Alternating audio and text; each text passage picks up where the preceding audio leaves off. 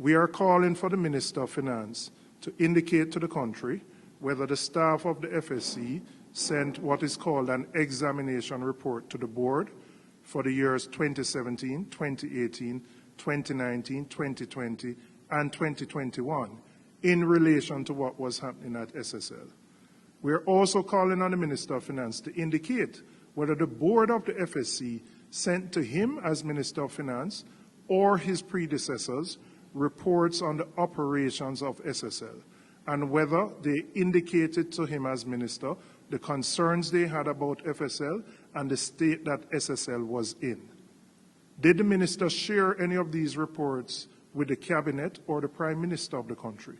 It is very important in the interest of transparency and openness that these reports, if they were done, be made public. The public has a right to know what the FSC did when they had the information. They have a right to know whether the staff made recommendations to the board.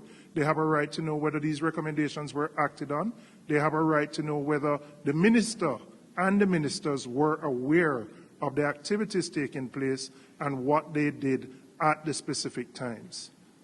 We have called for the Auditor General to conduct a special audit of the FSC, and I'm hoping that she will heed the call, because we believe it is important that light be shed on what took place at the FSC in terms of the decision-making around SSL.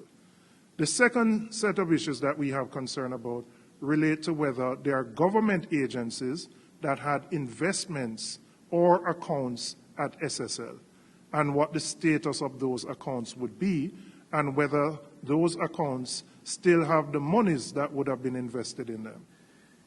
There appears to be an association, a business association between SSL and the Jamaica Labour Party.